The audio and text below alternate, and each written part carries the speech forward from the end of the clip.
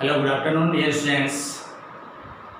तो हमने क्लास 12 के लिए पहले भी जो वीडियोज बनाए हैं उसमें एडवर्टीजमेंट्स, ठीक है, इसके अलावा नोटिस राइटिंग।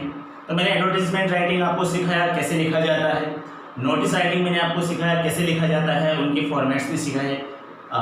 इसके अलावा मैं कह सकता हूँ कुछ एग्जाम्पल से मैंने आपको सोल्यूशन करवाए हैं। ओके, चलिए तो आज हम आगे बात करें शॉर्ट कंपोजिशन में। तो जो अपन बात करते हैं उसमें एडवर्टीजमेंट्स एंड नोटिस राइटिंग के बाद में जब बात करें तो बात आती है इन्विटेशन रिप्लाईज की। किसकी बात आती है? इन्विटेशन रिप्लाईज की। तो मैं ये कह सकता हूँ कि क्लास 12 माध्यमिक शिक्षा बोर्ड अजमेर के लिए विशेष उपयोगी आपका सेशन रहेगा। इसके अलावा जहाँ भी नोटिस राइटिंग की बात आती है जिस क्लास में भी, है ना, तो वहाँ पर ये मेरा जो वीडियो है ये सभी के लिए यूजफुल रहेगा। डेफिनेटली आप इसको सीखने का प्रयास करें। इसका फॉर्मेट क्या होगा मैं आपको बहुत आसान है, बिल्कुल इजी वे में बताऊंगा।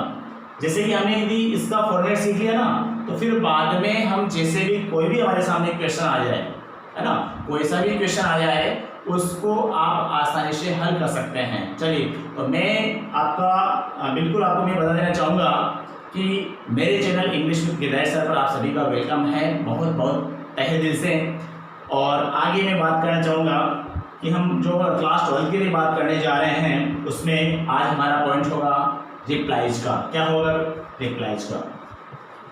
रिप्लाईज ऐसे आप नहीं समझ पा रहे हैं, कोई मान लो किसी कन्फ्यूजन है, तो मैं कहना चाहूँगी जो रिप्लाईज है ना, जब हमारे पास हमें इन्विटेशन आता है, निमंत्रण आता है ना, जैसे कोई भी किसी फंक्शन है, हमारे कोई रिश्तेदार के फंक्शन है या फिर हमारे किसी दोस्त के फंक्शन है, तो जितने भी जो हमारे जानकार हैं उनके जब फंक्शन होता है तो उस फंक्शन का हमें इन्विटेशन मिलता है। ठीक है, जब इन्विटेशन मिलता है तो हम क्या करते हैं, वापस रिप्लाईज करते हैं। ठीक है, तो उस रिप्लाईज में फिर आपको जाना है या नहीं जाना है, यानी उस निमंत्रण को आपने एक्सेप्ट कर लिया या एक्सेप्ट नहीं किया। तो ये दोनों बातें हमें सीखनी होती है, क्योंकि पहले देखो, पहले इन्विटेशन एंड रिप्लाईज दोनों हमारे टॉपिक में चलता था क्लास 12 में। ठीक है, बट बाद में क्या हुआ कि जो सिलेबस है उसके अंदर क्या कर दिया गया, इन्विटेशन को हटा दिया गया एंड केवल रिप्लाईज रखा गया है। ठीक है, तो डियर स्टूडेंट्स ध्यान दें, यहाँ पे रिप्लाईज जो है ना ये दो प्रकार से लिखे जाते हैं। ठीक है, पहला होता है फॉर्मल रिप्लाईज, फॉर्मल रिप्लाईज, ठीक है, और दूसरा होता है इनफॉर्मल रिप्लाईज। दो तरीके से लिखा जा सकता है, एक तो आप कह सकते हैं फॉर्मल रिप्लाईज लिखा जाता है और दूसरा लिखा जाता है इनफॉर्मल रिप्लाईज। समझ में आ रही है बात? अब मैं आगे आपको बात बता दूं कि इसमें भी आगे क्या होता है, जो फॉर्मल रिप्लाईज है ना इसमें दो तरीके से लिखा जाता है।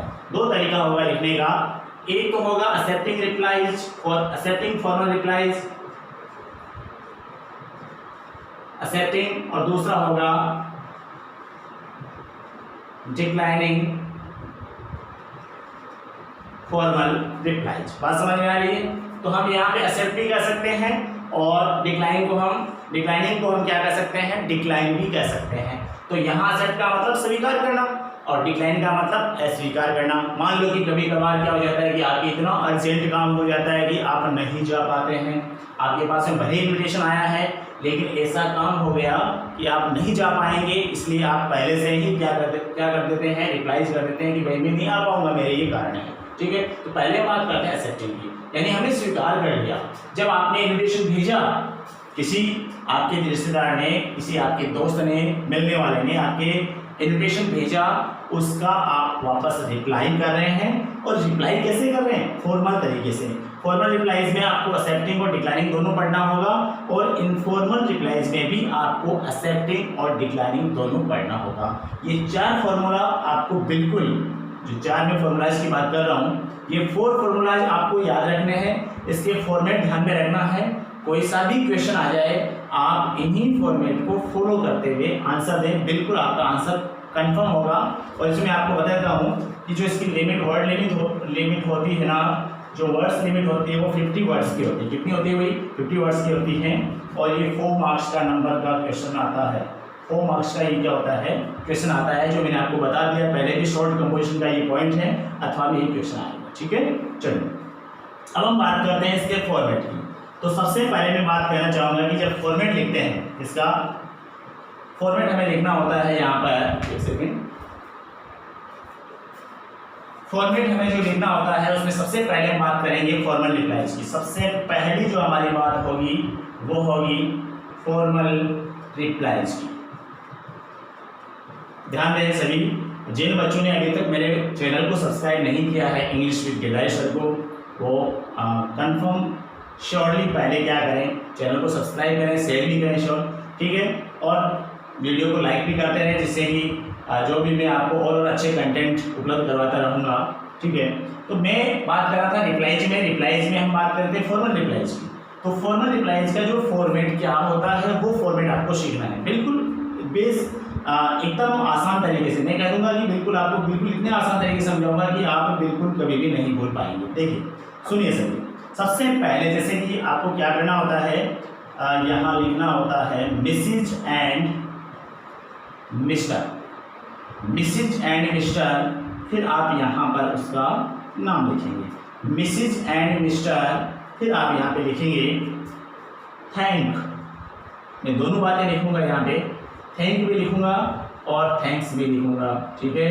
अब ये दोनों बातें मैंने क्यों लिखी है, क्योंकि कभी कभार क्या होता है कि मिसेज केवल मिस्टर नहीं, केवल या फिर केवल मिस्टर, दोनों में से एक भी आपको क्या करें, अगर यहाँ पे किसी का नाम हो तो फिर आप इसमें से आप क्या करेंगे, थैंक्स वर्ड का यूज करेंगे, थैंक वर्ड का यूज नहीं करेंगे।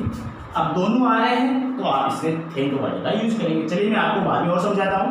मिसेज एंड मिस्टर थैंक या थैंक्स, मिसेज एंड मिस्टर, फिर उसका नाम, फॉर हिज या their, kind invitation, kind invitation to, ध्यान दें यहाँ पे, टू अटेंड। अब यहाँ पर मैं आपको कहना चाहूँगा कि टू अटेंड के बाद में फिर आप क्या लिखेंगे, फिर आप लिखेंगे प्रोग्राम का नाम, उसके बाद में प्रोग्राम का नाम के बाद में फिर आप लिखेंगे दिनांक, दिनांक के बाद में आप समय, और समय के बाद में आप लिखेंगे स्थान। ये इतनी बातें आपको लिखनी होगी, ठीक है। यहाँ पर आपको क्या करना होगा, प्रोग्राम का नाम लिखना होगा, यहाँ पर डेट लिखनी होगी, टाइम लिखना होगा, एंड प्लेस जहाँ ये प्रोग्राम आप करने जा रहे हैं, जो आपका वापस जहाँ पे ये प्रोग्राम है उसका यदि आपको पता होगा जो क्वेश्चन में लिखा हुआ मिल जाता है, ठीक है। अब हम बात करते हैं इसमें लिखा जाएगा, जो आगे जो लिखा जाएगा उसके बारे में हम यहाँ पे लिखेंगे ही, ठीक है, ही हैज या दे हैव, क्योंकि आप यहाँ पे क्या कर रहे हैं, ये फॉर्मल रिप्लाईज में आप एक्सेप्टिंग का कर रहे हैं, किसका कर रहे हैं भाई, एक्सेप्टिंग का कर रहे हैं, एक्सेप्टिंग। ध्यान दें यहाँ पे मैंने यहाँ पे लिखा नहीं है, एक्सेप्टिंग फॉर्मल रिप्लाईज भी आप लिख सकते हैं, एक्सेप्टिंग फॉर्मल रिप्लाईज, ओके। मैंने लिख दिया फॉर्मल रिप्लाई एक्सेप्टिंग का मैटर है, तो इसलिए ये ध्यान देना बहुत जरूरी है, क्योंकि हम बात कर रहे हैं एक्सेप्टिंग की। He has, they have great pleasure, he has या they have great pleasure in accepting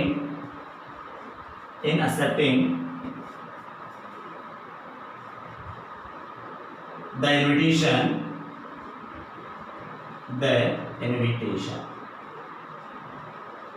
और ये यहाँ पर क्या हो जाता है आपका फॉर्मेट कंप्लीट। मैं एक बात आपको ध्यान में रखना है, यहाँ पर आपको बॉक्स बनाना होगा, ये बात आपको ध्यान रखना है। इन्विटेशन में भी आपको क्या करना होता है, बॉक्स बनाना होता है, ठीक है। ऐसे हमें क्या करना होता है, हमें ये जो फॉर्मल रिप्लाईज है उसका एक्सेप्टिंग कह सकते हैं, एक्सेप्टिंग द इन्विटेशन कह सकते हैं। हमारा ये एक्सेप्टिंग द इन्विटेशन का क्या होता है, ये आपका फॉर्मेट कंप्लीट हो जाता है। तो फॉर्मल रिप्लाईज में हम क्या करेंगे, यहाँ पे accepting the invitation, accepting the invitation, ये पॉइंट हम डाल सकते हैं यहाँ पे, ये हमारा पहला पॉइंट होगा, ठीक है। बात समझ में आ रही है। अब आपने यहाँ पे क्या सीखा है, आपने यहाँ पे जो बात सीखी है उसके बारे में थोड़ा सा हम डिस्कस कर लेते हैं। क्या जैसे हमने क्या लिखा है यहाँ पे, मिसिज एंड मिस्टर, श्रीमती और श्रीमान, ठीक है, यहाँ पर नाम आ जाएगा। यहाँ पर थैंक या थैंक्स दोनों में से एक लिखना है। इनमें से यदि एक होगा तो थैंक्स आएगा, दोनों होंगे तो आपको यहाँ पे थैंक लिखना होगा, ठीक है। फिर उसके बाद में मिसिज एंड मिस्टर, श्रीमती और श्रीमान, नाम आ जाएगा। आगे लिखना है फॉर। अब यहाँ पे यदि दोनों हैं तो आप करेंगे देयर, श्रीमती और श्रीमान दोनों हैं तो यहाँ पे आप लिखेंगे देयर। यदि इनमें से एक है, मिस्टर है केवल, तो आप क्या लिखेंगे यहाँ पे, इज लिखेंगे, ओके। आगे लिखना है काइंड इन्विटेशन टू अटेंड। फिर उसके बाद में प्रोग्राम का नाम आ जाएगा। जैसे मान लो कि मैंने कहा बर्थडे पार्टी है तो बर्थडे पार्टी का लिख देंगे, या फिर मान लो रिंग सेरेमनी तो रिंग सेरेमनी का लिख देंगे, या फिर मान लो और कोई दूसरा प्रोग्राम है, जैसे मान लो स्कूल से आपके इन्विटेशन आया है, उसका आप रिप्लाई कर रहे हैं, तो मान लो स्कूल में इन्विटेशन में जैसे कि आपको निमंत्रण मिला एनुअल फंक्शन का, तो वहाँ पे आप एनुअल फंक्शन कह सकते हैं, ठीक है। दिनांक हो जाएगी उस दिन की जिस दिन वो प्रोग्राम है, समय हो जाएगा और प्लेस हो जाएगा। उसके बाद में ये हो जाएगा दे हैव। जैसे मान लो कि आपने मिसिज एंड मिस्टर दोनों लिखा है यहाँ पर, तो आप लिखेंगे they have great pleasure in accepting the invitation. मैंने आपको एक बात नहीं बताई पहले, उस बात को सुन लीजिएगा। हमेशा फॉर्मल रिप्लाईज जो होता है, क्योंकि फॉर्मल जब हम इन्विटेशन की बात करते हैं, इसकी इन्विटेशन में भी दो प्रकार होते हैं, एक होता है आपके फॉर्मल, दूसरा होता है इनफॉर्मल। तो जब भी फॉर्मल इन्विटेशन लिखा जाता है तो हमेशा थर्ड पर्सन में लिखा जाता है। किस पर्सन में लिखा जाता है? थर्ड पर्सन में। और इनफॉर्मल जो आपका इन्विटेशन होता है वो आपके फर्स्ट और सेकेंड पर्सन में लिखा जाता है। बात समझ में आ रही है? Formal third person, informal first person, second person. समझ में आ रही बात? तो जैसे ही इन्विटेशन लिखा जाता है वापस रिप्लाई भी वैसे ही किया जाता है। इट मीन्स हम कह सकते हैं जो फॉर्मल रिप्लाईज है, चाहे एक्सेप्टिंग हो चाहे डिक्लाइनिंग हो, आपको थर्ड पर्सन में लिखना है। तो देखिए यहाँ पे थर्ड पर्सन आ रहा है। थर्ड पर्सन में जैसे कि ही सी इट दे आता है, तो यहाँ पर ये तो मिस्टर मिसिज है, नाम है, इससे कोई मतलब नहीं। जैसे यहाँ पे आया हिज और दे, इससे बना ही से बना हिज और दे से बना दे है, थर्ड पर्सन है। आगे चलिए, इस यहाँ पर आया ही है ना, यहाँ पर आया दे, ही मतलब थर्ड पर्सन, दे मतलब थर्ड पर्सन। बात समझ में आ रही? ऐसे हम आगे बात करेंगे जब इनफॉर्मल रिप्लाईज की। इनफॉर्मल रिप्लाईज आपके फर्स्ट पर्सन और थर्ड पर्सन में फर्स्ट पर्सन और सेकंड पर्सन में लिखा जाएगा। ये आपकी बिल्कुल कंफर्म बात है, ध्यान में रखनी है। ओके, चलिए, तो ये हमने सीखा कि जो एक्सेप्टिंग द इन्विटेशन है फॉर्मल रिप्लाईज का, उसमें फॉर्मेट कैसे होता है ये बिल्कुल आपको आसानी से। तो देखो यहाँ पे क्या हो रहा है कि they have great pleasure in accepting the invitation. इससे आपको पता लग रहा है कि ये जो फॉर्मेट है ये कौन सा है, ये फॉर्मल रिप्लाईज में एक्सेप्टिंग का है। किसका एक्सेप्टिंग का है कि आपने निमंत्रण क्या कर लिया है, एक्सेप्ट कर लिया है, स्वीकार कर लिया है। ठीक है ना? इट मीन्स आप समझ रहे हैं ना, एक्सेप्टिंग मतलब होता है स्वीकार करना, स्वीकार करना, और डिक्लाइनिंग का मतलब क्या होता है, अस्वीकार करना। ध्यान में रखनी बात ये जरूरी, क्योंकि ऐसी बातें हमें ध्यान में रखनी होती हैं। ठीक है, अब इसका लिखते हैं क्वेश्चन। फॉर्मल रिप्लाईज का क्वेश्चन लेते हैं और क्वेश्चन देखते हैं कि किस प्रकार से हमें करना होता है। जब क्वेश्चन कैसे आएगा आपके बोर्ड एग्जाम में, उसके बाद में रिप्लाई जैसे आप आंसर देंगे तो आंसर इसी फॉर्मेट में हो जाएगा। बिल्कुल आपको एक फॉर्मेट ध्यान में रखना है, आसानी से आप कर सकते हैं। देखिए क्वेश्चन कैसे आता है वो ध्यान में रखना।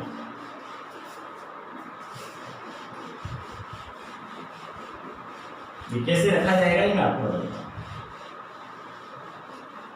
लिमिट ध्यान में रखनी होती है, 50 वर्ड्स है।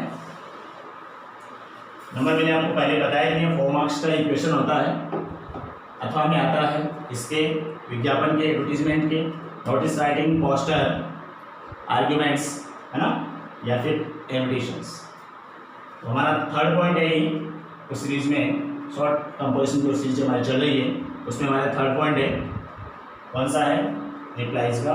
इसका क्वेश्चन कैसे आता है वो देखिए। जैसे हम हमारे सामने क्वेश्चन आएगा, suppose Mrs and mister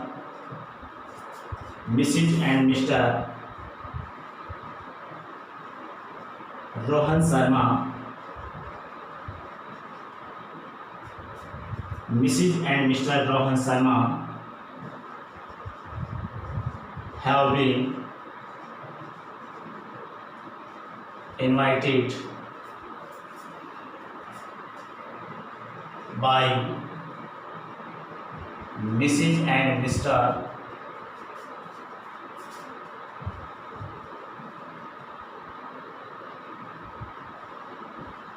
Mukesh Singh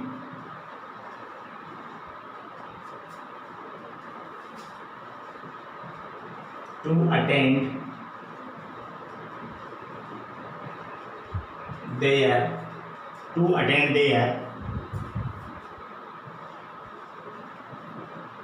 son's birthday party.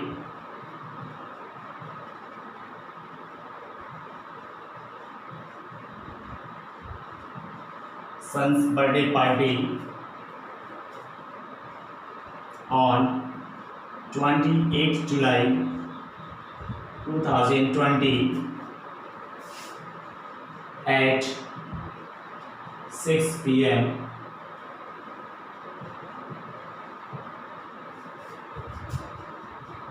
at their residency. अब इसमें आगे लिखा हुआ आएगा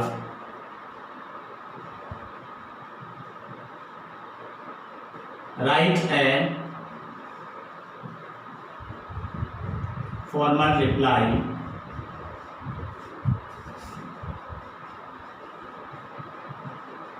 accepting the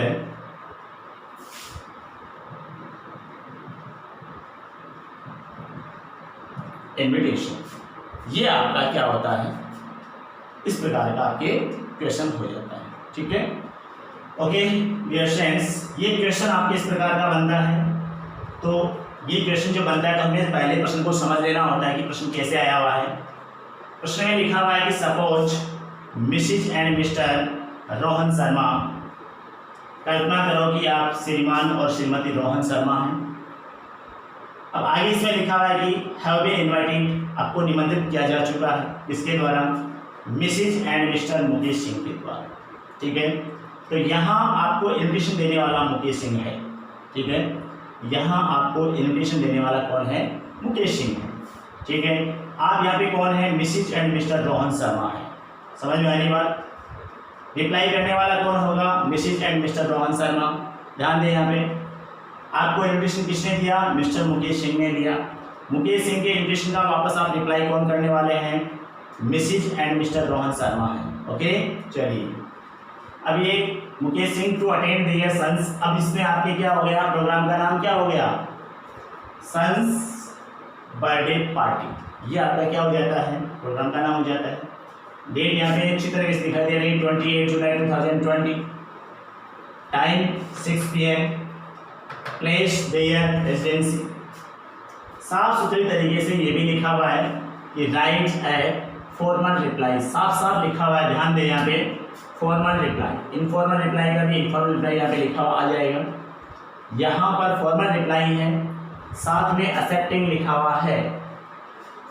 आपको एक फॉर्मल रिप्लाई लिखनी है, मतलब Mrs and mister Rohan Sharma को क्या करना है, फॉर्मल रिप्लाई देनी है स्वीकार करते हुए द इन्विटेशन, यानी निमंत्रण। जो निमंत्रण मुकेश सिंह के द्वारा आपको दिया गया उसे आप स्वीकार करते हुए फॉर्मल रिप्लाई दें। इसको मुकेश सिंह को। लिखने वाले कौन है, Mrs and mister Rohan Sharma. बात समझ में आ गई। क्वेश्चन जब समझ में आ जाता है तो इस फॉर्मेट का आपको क्या करना है, यूज करना है। कैसे करना है मैं बताता हूँ। हम यहाँ पे क्या करेंगे, आंसर लिखेंगे, बॉक्स आपका बनता रहेगा मिसेज एंड मिस्टर, क्या नाम है, रोहन शर्मा। तो यहाँ पर आप क्या लिखेंगे, रोहन शर्मा। मैं उसी फॉर्मेट की बात कर रहा हूँ जो आपने अभी भी सीखा है। अब यहाँ पर क्या करते हैं कि Mrs and mister Rohan Sharma हैं, इसलिए हम इसमें से एक को हटा देते हैं। तो यहाँ पर क्या बच जाता है, thanks. Mrs and Mr Sharma यहाँ पर क्या बच जाता है, थैंक बच जाता है, थैंक्स नहीं होगा। क्यों नहीं होगा? क्योंकि यहाँ मिसिज एंड मिस्टर 2 पर्सन हैं, इसलिए यहाँ पर थैंक आएगा, थैंक्स नहीं आ सकता। ठीक है, इसके बाद में जब आगे हम बात करें तो Mrs and mister Rohan Sharma thank Mrs and Mr Mukesh Singh. ठीक है, तो हम थोड़ा जगह का ध्यान रखते हुए इसको थोड़ा सा इधर कर लेते हैं। Mrs and Mr Mukesh Singh, ये हमने लिख लिया। आगे अब जब यहाँ पर हमने लिखा Mrs and Mr Mukesh Singh, तो हम आगे कह सकते हैं कि हमारे हिज नहीं आएगा, यहाँ पर क्या आएगा भाई, देर आएगा। क्या आएगा? देर आएगा। यहाँ पर आएगा THEIR। क्यों आएगा? क्योंकि यहाँ भी प्लूरल है। प्लूरल कैसे हो गया? Mrs and Mr Mukesh Singh, it means he या सी नहीं है यहाँ पे, यहाँ पर क्या बनेगा इन दोनों का? दे बनेगा। और दे का हमेशा पॉजिटिव क्या होता है? देयर होता है। दे का पॉजिटिव क्या बनता है? देयर बनता है। तो यहाँ हमने क्या लिख दिया? Their. Their kind invitation to attend. अब प्रोग्राम का नाम हमें लिखना है अटेंड देयर सन्स बर्थडे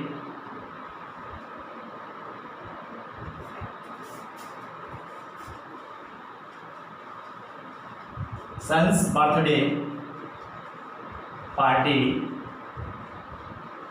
कब है? ऑन, डेट दे रखी है 28 जुलाई। 28 भी कर सकते हैं, यहाँ पर PH भी लगा सकते हैं। 2020। उसके बाद में टाइम, तो टाइम में हमें देना है at 6 PM।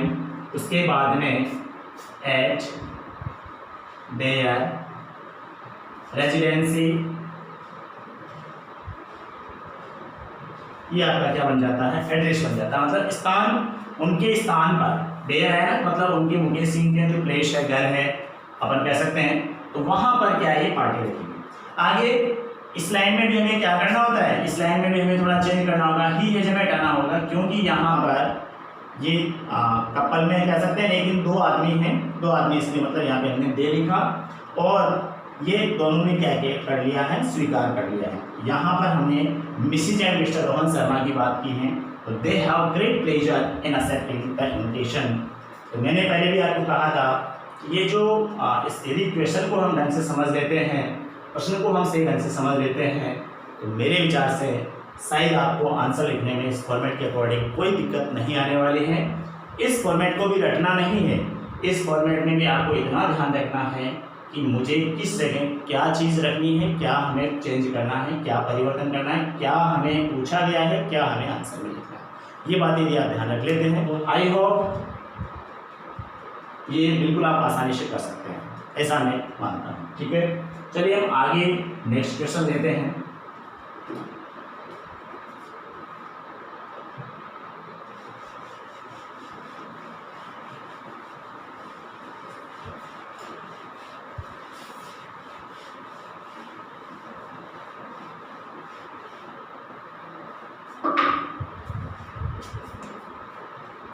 ऐसा ही हम एग्जाम्पल और लेते हैं, बिल्कुल आपके आसानी से समझ में आ जाएगी बात। एक क्वेश्चन लेते हैं, suppose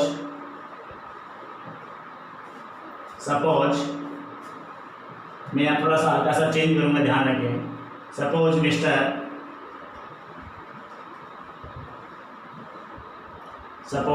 Rakesh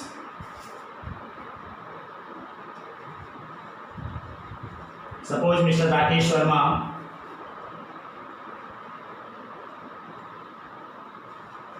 has been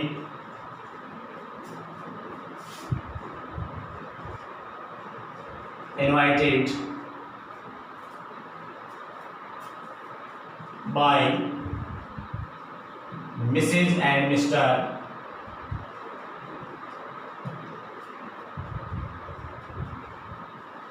Lokesh, Mrs and Mr Lokesh Jat, हमने ये लिखा टू अटेंड देयर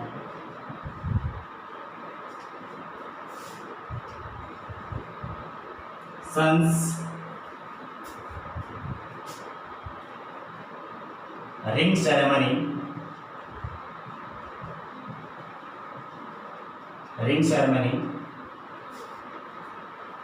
यहां पर सन्स की नहीं करते हैं,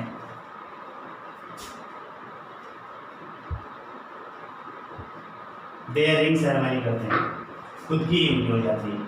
there ring ceremony on 29 July at 9 AM at their residence.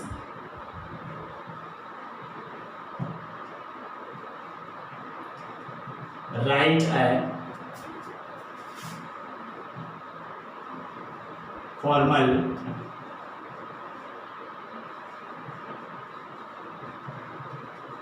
accepting the invitation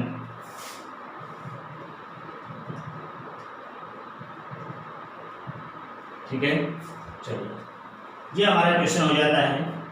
इसमें मैंने जो आपको फॉर्मेट में पहले बताया था उसके अकॉर्डिंग हमें कार्य करना है, लेकिन थोड़ा सा हल्का सा यहाँ पे चेंज करना होता है। ये बातें आपको ध्यान, मैंने इसीलिए आपको ये क्वेश्चन दिया है क्योंकि आप ऐसी भूल नहीं करें कि हमारे नंबर कटें, ऐसा नहीं होना चाहिए। सपोज मिस्टर राकेश वर्मा, अब देखो यहाँ पे केवल मिस्टर राकेश वर्मा है, समझ में आ रही बात, यानी आप रिप्लाई लिखने वाले मिस्टर राकेश वर्मा, बात समझ में आ रही। तो भाई देखो जैसे कि अब यहाँ पर क्या है कि कभी कभार ये जरूरी नहीं होता कि आज से फ्रेंड सर्किल में है तो विद फैमिली आपको नहीं बुलाए, केवल आप अकेले ही आए, ऐसा भी मतलब आपको इन्विटेशन मिलता है। तो अलग अलग कंडीशंस या अलग अलग रिलेशंस होते हैं जिनके अकॉर्डिंग हमें क्या करना होता है, इन्विटेशन हमें देना होता है, प्लस उसके बाद में उसका रिप्लाई भी करना होता है। चलिए तो बाकी बात जो आती है, suppose mister Rakesh Verma has been invited, कल्पना करो कि मिस्टर राकेश वर्मा को बुलाया जा चुका है, निमंत्रित किया जा चुका है, इसके द्वारा मिसिज एंड मिस्टर लोकेश, ये दोनों आपको क्या कर रहे हैं, आपको बुला रहे हैं। Mrs and Mr Lokesh Jat to attend their ring ceremony, यानी यहाँ पे क्या है कि इनकी जो रिंग सेरेमनी है, अंगूठी समारोह जो होता है, जानते हैं आप सभी, रिंग सेरेमनी मीन्स क्या होता है, अंगूठी समारोह होता है, उस पर आपको क्या कर रहे हैं, इनवाइट करें, किसको कर रहे हैं, राकेश वर्मा। आपने डेट दे दी है, टाइम दे दिया 9 AM एट देयर रेजिडेंसी दे दिया। लास्ट में सबसे इंपॉर्टेंट बात ये ध्यान में रखनी है, right a formal reply accepting, यहाँ पर आपको एक फॉर्मल रिप्लाई देना है, वो भी स्वीकार करते हैं, एक्सेप्टिंग द इन्विटेशन, ये ध्यान में रखें। यानी यहाँ पे जो आपका मेन क्वेश्चन का जो आपको क्या करना है वो यहाँ पर आपके बिल्कुल आसानी से आपको बिल्कुल पता चल रहा है, ठीक है। चलिए अब हम क्या करते हैं, अब यहाँ पर हम फॉर्मेट के अकॉर्डिंग हमारा कार्य करेंगे। तो सबसे पहले यहाँ पर आपको क्या करना होगा, मैं बता देता हूँ। फॉर्मेट में आंसर में क्या करेंगे, यहाँ लिखेंगे मिस्टर, नाम क्या है आपका, राकेश वर्मा, आप खुद है यहाँ पे। अब यहाँ आप थैंक्स नहीं करेंगे, यहाँ पे सॉरी थैंक नहीं करेंगे, आप यहाँ पे करेंगे थैंक्स। अब यहाँ पे आपने एस क्यों लगाया, क्योंकि आप क्या है, सिंगुलर है। मिस्टर राकेश वर्मा थैंक्स, धन्यवाद देते हैं किसको, मिसिज एंड मिस्टर, क्या नाम है आपका, लोकेश जाट है, बिल्कुल आप देखिए यहाँ पे आपका नाम यहाँ पे क्या हो जाता है, यहाँ पर आपका नाम हो जाता है Lokesh Jat, okay. Mrs and Mr Lokesh Jat को धन्यवाद देते हैं, इसलिए for their kind invitation to attend there, यहाँ पर आपका जो प्रोग्राम का नाम है वो लिखा जाएगा, ठीक है। तो यहाँ पे मैं बता देना चाहूँगा कि आपके प्रोग्राम का नाम क्या है, आपके प्रोग्राम का नाम है ring ceremony, their ring ceremony,